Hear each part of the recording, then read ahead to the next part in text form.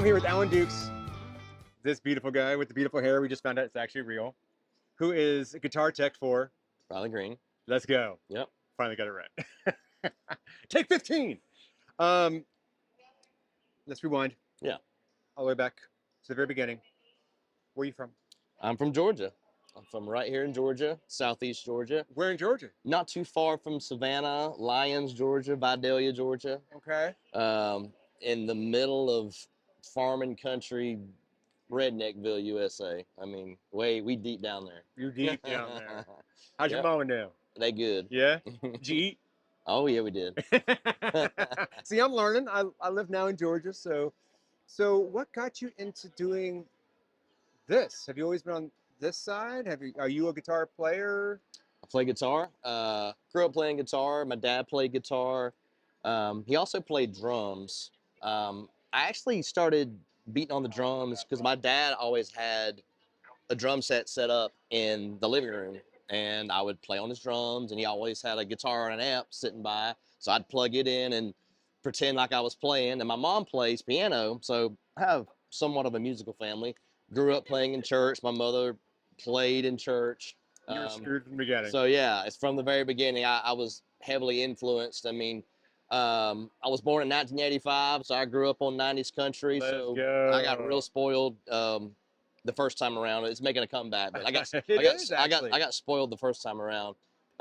Yeah, I played guitar, and me and some buddies started a band when I graduated in 2004. About 2005, we just started playing music in the CCM world, church world. So did that for 13 years, and in 2000 made some records, played some great arenas like this, and we went to 2018, and the band dissolved, and I was like, I need a job. And so I was like, what do I do now? So I started reaching out to, at this point I was living in Tennessee. I moved to Tennessee in 2011 with my bandmates. And I was looking for a job. So 2018, started asking friends in town. So they're like, hey, there's this new guy named Riley Green. He needs a merch guy. I was like, play guitar. I know merch. I can do merch. I need a job. Yeah, sure, I'll do it. So I agreed, and now I'm here. When was that? That was 2000. I was middle of 2018, so 7 years ago. 7 years with them. Yeah, I've been with him since the van and trailer, and now we're here. Baby band in a van, baby. Yeah, which whenever I started with Riley, that's when There Was This Girl had just been released, so it was doing its thing. And so the first big tour we did was with Brad Paisley. I think it was us, Brad Paisley, and Chris Lane was the tour. Did a bunch of sheds, and that's when things just started climbing this ladder to, again, where we are now in 2025. Brad Paisley's an amazing guitar player. I got spoiled every night. I would watch. God. I can honestly say nothing against anybody else we've toured with, but I'm pretty confident I watched every one of his sound checks every day. What was it like watching that? The master, like, it's just... Well, obviously, Brad Paisley's ridiculous, but also watching his A-list band, this entire band is just, sure. It's out of this world. It's some of the, I would just sit back and just listen to his amps and be right there at him and hear everybody else is playing, what they're playing through, and it's just, I got super spoiled. Is there any takeaways from that you have implemented now? Man, it's a good work ethic.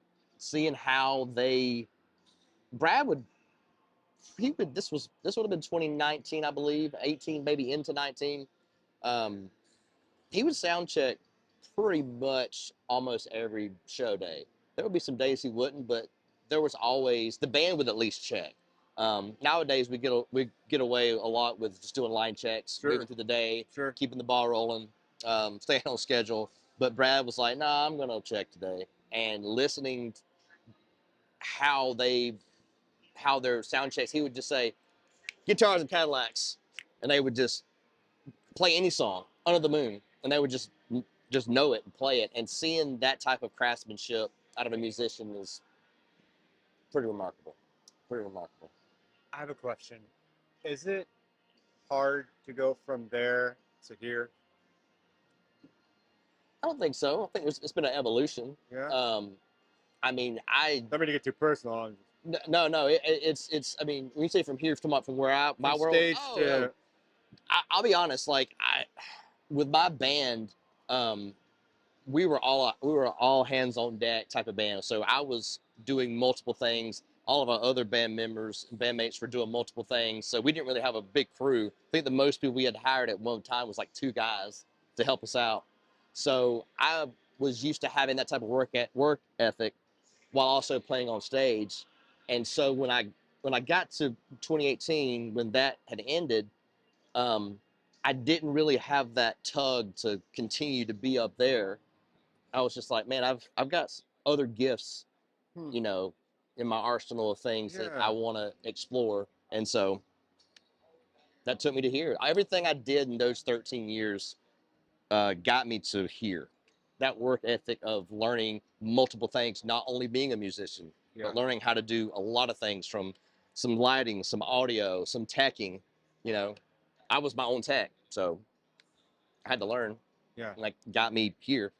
So There's got to be a ton of things that you can practically apply from being able to be in that position and being in his seat to be able to see proactively what you think needs to be done, not in retrospective, like, oh crap, something's wrong, but no, you can right. be there with it all ready to go. That's one thing that's made the relationship between me and Riley on stage, is because I've been there.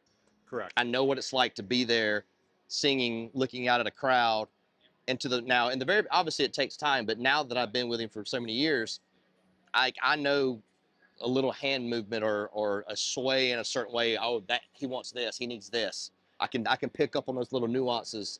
Um, I, I mean, that comes with time, but I Oh, think also sure. having done that um, with him for a while, it's got, you know, equipped me to do what I do. Biggest misconception of a guitar tech? That they can play guitar.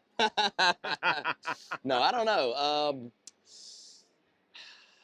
Man, that's a good question. I mean, I'm not a luthier. I couldn't, if that guitar, fell apart, I'd be like, well, we got to call a guy in Nashville to help. But I can do basic skills, basic teching things.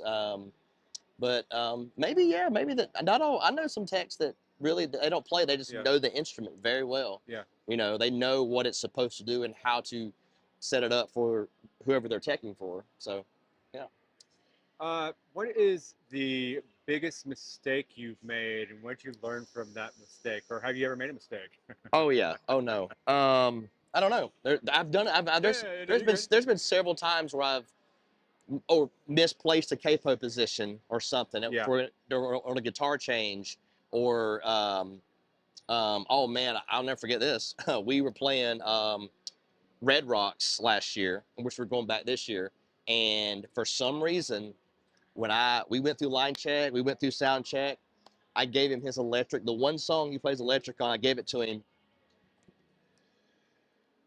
And luckily, I take that back. I didn't give him the guitar yet. I'd normally get it going and kind of pluck it. Okay, I'm hearing it. It's there.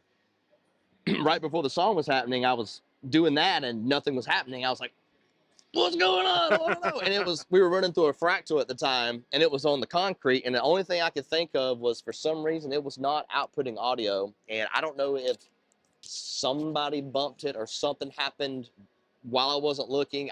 I don't know. That's another thing, is not having people walk around during my work area during a show Yeah. is a big thing now, Yeah. especially.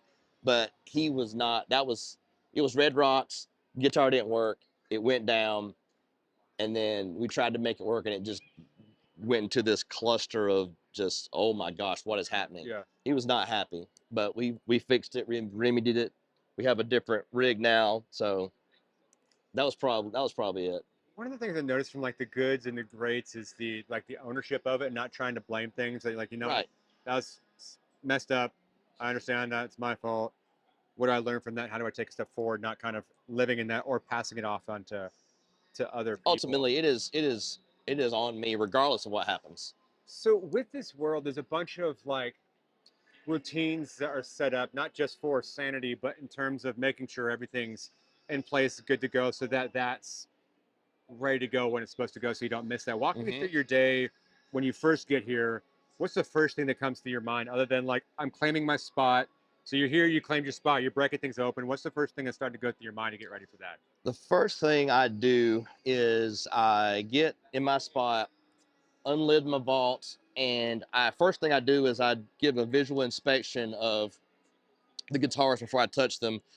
Did they ride in the truck okay? Is everything still strapped down? If it's not, what caused it to maybe be unstrapped? Is there anything out of the norm from the what it looked like from the last time I put a lid on it? And 9 times out of 10, that's never a problem. Like everything looks fine. Then I let the guitars accumulate. I have all acoustics except for a couple electrics. Um, let those things get warmed up. I kind of we carry our own specific mic stands for Riley, so I get those set up, pick holders. I double check batteries and lights. I get my tuner stuff set up and going. Get my lights going. Um, check batteries and guitars. Make sure everything is fine. Um, and then do a line check. Obviously tune. I tune 2 or 3 times a day. As the guitar sits there for hours and hours and hours, and it accumulates better to the room. I um, acclimates, I should say, um, and tune up and line check and What do do you prefer, cold arena or a hot, humid festival? how hot, because there's too hot. Man, I I will always pick indoors. I mean, outdoors, there's just so many different elements. Um, but yeah, I'd rather be inside. I mean, it's hard to beat a beautiful day. Like we're going to Tampa tomorrow. It's Yeah. gonna be 85 degrees. That's pretty nice. But Arizona at 115 is not nice. No. No. We had a show last year in Arizona, and one of the guitars, um, it was so hot the strings were just touching the fretboard, so I had to like crank the guitar neck to get it back because it was just so hot that it just laid on back. Do you mess with the truss rod much for it? Oh yeah, yeah. Really? Okay. Without that specific one was one of the electrics. The acoustics, there was a little bit of intonation, buzzing, but not enough to do a drastic adjustment on the necks. Um, but that particular instance was an electric guitar that it was just like it was not even fretting. It was just like touching the fretboard. I was like, holy cow. Okay, so what is your advice to people who are a new guitar player or entry-level guitar player that buys their first guitar and they want to make sure to treat it right and to make sure it's in tune? What are your recommendations to? I would get online. Now, if are you talking about someone who they're learning how to play or Hobbyist? hobbyist, Yes, but they want to maybe get into it more. I would definitely understand. Obviously, the internet now, there's a plethora of information, but I would understand from top to bottom every piece of that guitar and what it does and why it does what it does. Um, from the truss rod to the fret, the size of frets, the bridge adjustments, on an acoustic, understanding, the saddle height and how that matters, the different types of pickups for an acoustic. Is it a piezo? Is it a mic? Is it a combination? Um, all that stuff. It's just, and there's so many different guitars and manufacturers now that can vary obviously all over the place, but knowing your instrument, other than going, I know this is a guitar and I know how to tune it. um, Obviously start there, but just really understand like what's going down, because if something happens, you may not be able to fix it, but at least you know what's Yeah, happening. yeah. You know what I mean? Best bang for your buck acoustic guitar, in your personal opinion. Man, if if if you're talking about, if you're gonna spend like a couple $1,000, get a D28. Okay. Get a Martin 8. The Martins are, which we have Martins, we have Gibsons, just Martins and Gibsons out here. But man, or a D18 is good. Martin they're just made so well. Um, the intonations out the box are great.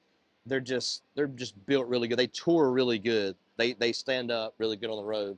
But yeah, if you got the cash to spend a couple grand, get a D18, D28. What's the Grail guitar for you? The Holy Grail guitar. Well, I kind of have it. Yeah. What is it? Well, I've always wanted a Collings. Okay. And so I was in Nashville, and I was in the Guitar Center in Nashville. And every time I go in there, the Guitar Center in Nashville will, from time to time, have some really cool stuff. I remember walking in there, and I went to the acoustic room, and I'm looking around, and I'm like, okay, there's the Gibson this, Martin that, da da da, okay. And at this point, I already had a D28, and I turn around and look on the wall above the door. There's this Collings hanging there, and I'm like, what is this? What is this doing here? And it was a D, I think it was the D28, I can't remember the model, but it's a traditionally made dreadnought, like a D28 that Collins made, and it predated Bill Collins' death, has a signature on the inside and everything. And Wow. I'd always wanted one, but I was like, they're not cheap. And they had one in there, and it was marked a little lower than what it should have been. And I walked out of there with a deal, and I love that guitar, man. You're gonna have to send me a picture of that. We'll put it on here. I love Yeah, that. yeah, dude, it's a great guitar. It has its own case with it. I wish I knew the story behind who had it and who had to get rid of it, because it's a special guitar. Yeah. But it comes with its own little custom case. Yeah. I think the case was like serial number 89 or something, and but it's a really nice acoustic. It sounds phenomenal. Favorite strings. Right now we're playing Ernie Ball. Let me find a pair. These Paradigms from Ernie Ball are great strings. These specific ones, though, these are the bronze, 80/20 bronze. They have another pair that I don't like as much, but those I dig. They sound good. They last a long time. And Riley, I've learned, really doesn't like fresh strings. So Interesting. I was at one point changing strings every 2 to 3 shows. Um, but I've learned recently, this is something I've learned recently, that he doesn't really like fresh strings. He likes that, just, I don't want to say dull, 'cause that sounds negative, but just that just warm tone is Yeah. a thing he gets um, out of his acoustics, and the way pickups are made now, they're still bright, Yeah. but he just likes that old string tone. So I'm like, okay, hey, that works for me, as long as they stay in tune, you know. I love that. All right, I'm gonna grab this camera and I want you to walk us through Yep. some of your toys Yeah. and maybe some of your favorite guitars. Yeah. Let's go. Walk me through the guitars, sir. All right, let's start with this. This is Riley's favorite guitar he just acquired. This is a Murphy Lab J45. He likes to pick up guitars on the road, and it is like a 50s, I think, relic remake type of deal. It's got the traditional um, saddle here, and we put a LR Baggs Hi-Fi in it, and it sounds out of this world. It sounds really, really good. You can see it's got all the Murphy Lab relicing done to it. It's really light too. It's really light. This is his favorite. He loves this guitar. That's a good one. Of course, we've got in the Martin world. This is a D45. That is, obviously, it's a really nice Martin's. Pretty much their nicest one. I would think that they make. This was a gift from Dierks Bentley. Dierks Bentley gave Riley this guitar as a tour gift at the end of the tour. And dude, this thing, it is a workhorse. It is hard to beat. It's just this is his Gosh, strap. the inlay on that is just... Yeah, I mean it's just, and it's been played for so many hours now that it's broken in so well. And it's got the LR Baggs Anthem in it. It's great pickup. This thing is, it's hard for it not to be in tune. It's intonated. It's intonated so well, and the way he plays, he's a pretty heavy strummer. It holds up. It holds up super well. Love that one. This is a Southern Jumbo we got from Gibson. He's had this one this is in a lot of pictures. If you look online, especially that D45, he's either going to be holding that D45 or this Southern Jumbo in a picture. So he's had this one for a long time. We got from Gibson. They sent out with us. It's man, it's got its own thing too. It's got a lot of mid-range in it. It cuts through the mix really well. That's a really special one too. This one here we got for the an award show last year. I can't remember which award show we were playing, but it was the one with him and Ella Langley singing "You Like You Love Me." This is that guitar that was on that award show last year. And so this one's pretty new. This is a new J45 from Gibson. It's barely got any scratches on it.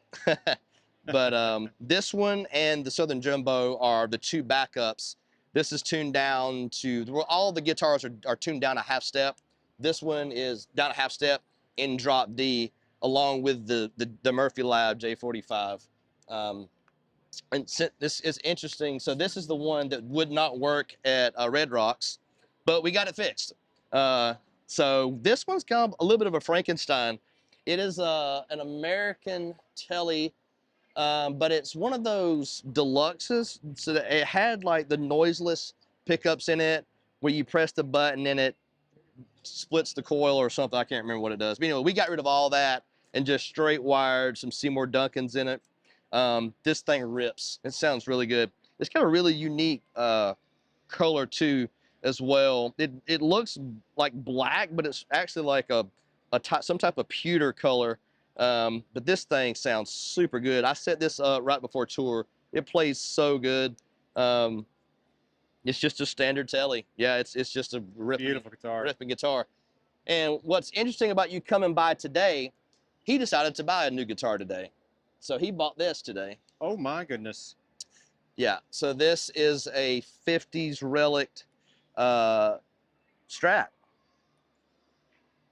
I mean, it's what it is. There's nothing crazy with the electronics.